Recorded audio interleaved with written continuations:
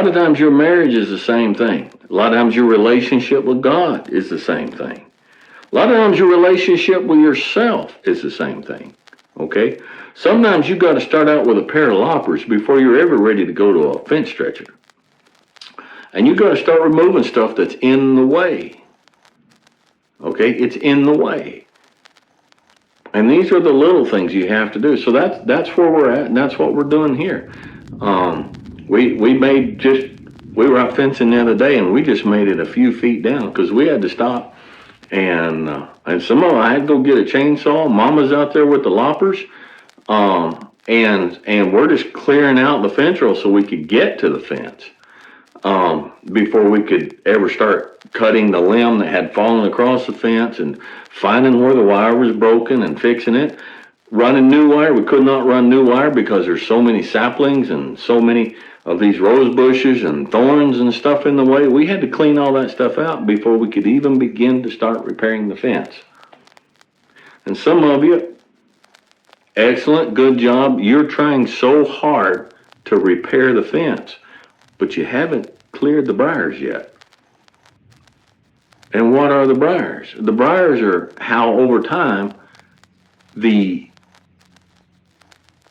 your personal emotional relationship with your spouse, you've allowed stuff to come in between you, prickly stuff, and thick, and just stuff in the way.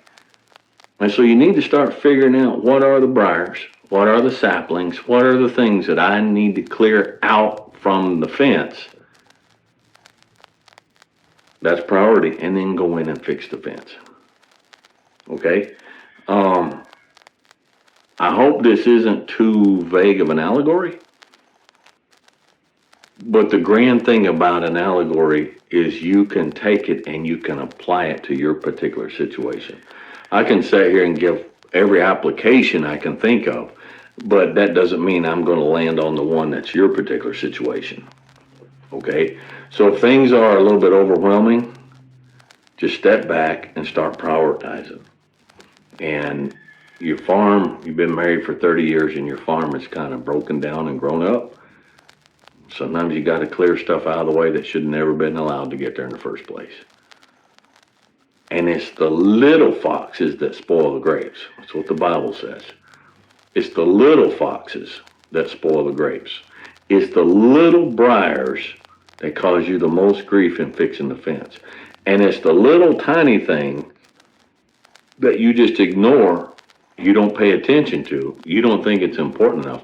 Those are the things that are getting in the way of you fixing your relationship, whether it be with your spouse, with yourself, with your God, with your children, with members of your family. Get your priorities in order, okay?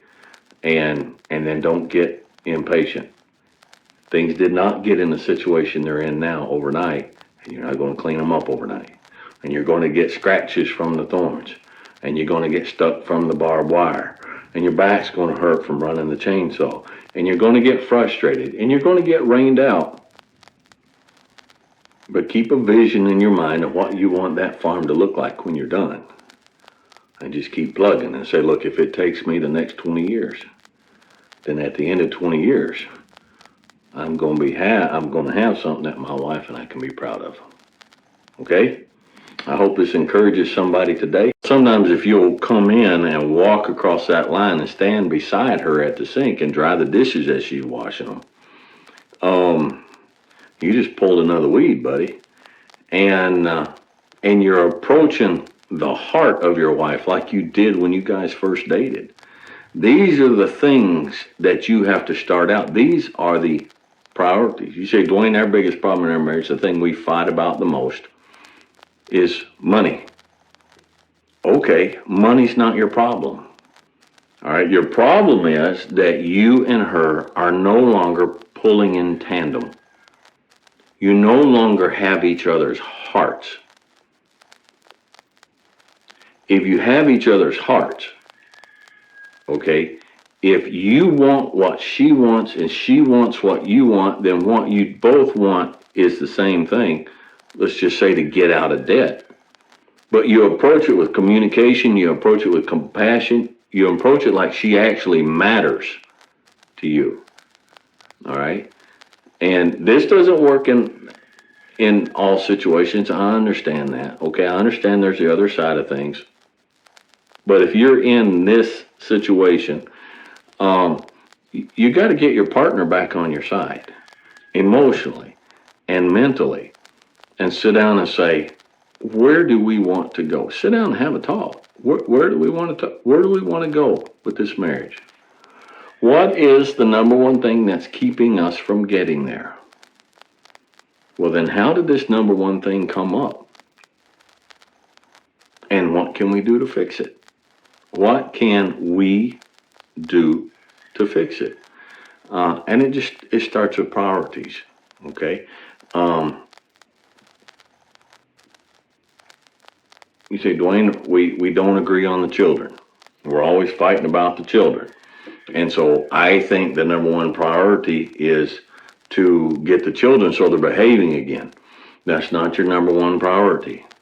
The number one priority is to reestablish the bonds of friendship with your partner and get your heart and her heart on the same path so you guys can agree. And that may not be instant. All right, I've got a bunch of woods to clean out here, and that ain't going to be instant. I've got to fix that fence down there, and that ain't going to be done in an hour. It's not going to be done in a day. Okay, it's not going to be done in an instant. But I have a goal in sight, and so I'm going to start out with the most important things. Well, Dwayne, where do you start with something like that? You start with a pair of loppers. I'm talking about the fence. So you start out with a roll of wire and a fence stretch. No, you don't.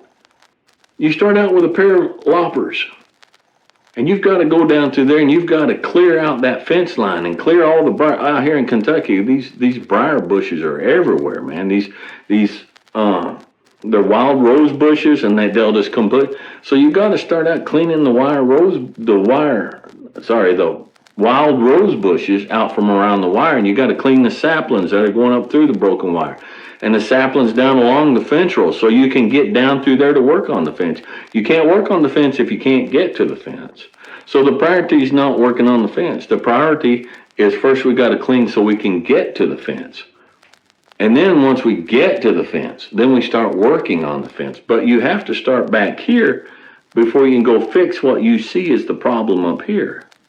All right, does that make sense? Now, I could spend years working on this place, and eventually, if I don't die first, get it back up and get it to where I really want it to be. But if I got Mama out here helping me, we get it done a whole lot faster. And the work becomes a whole lot easier. It's the same with your marriage. First thing to do is get your spouse back on your side. Now, I'm not saying she doesn't love you anymore. All right, maybe she don't. And I'm talking to fellas, wives, get what you can out of it. Okay, sorry, but that's how this channel works, okay? I'm not saying she doesn't love you anymore. But she may not like you so much as she used to. And she may not respect you as much as you think she should. But then you got to ask yourself, how respectable are you? Have you earned her respect? And so you start with the little things. I had to start. All right, we 4 or 5 years ago, things were pretty rough around here, and it was my fault. Okay, and so I came to the point. It's like I've got to start fixing things. And people say, well, one of the things that's missing is people don't tell their spouse, I love you enough. I think there's something more foundational than that. My wife and I have started, we still, we tell each other, hey, I love you. But you know what carries more weight than that? Is you tell your spouse, I like you. I like you. I like this about you.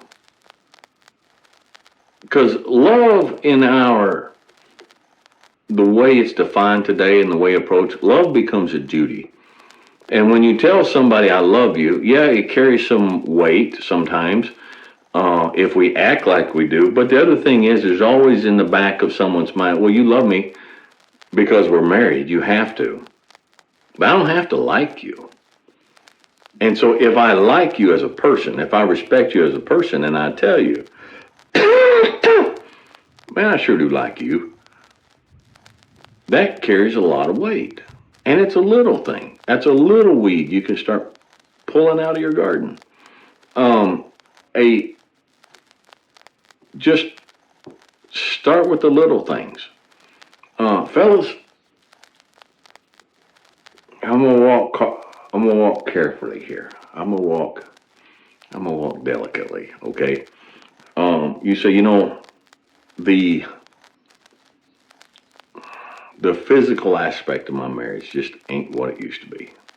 Well, whose fault is that? Whose fault is that? When you come in from work and you just approach your wife, bam, all of a sudden, and you haven't taken a shower. All right, you haven't combed your hair. You haven't combed out your beard or shaved.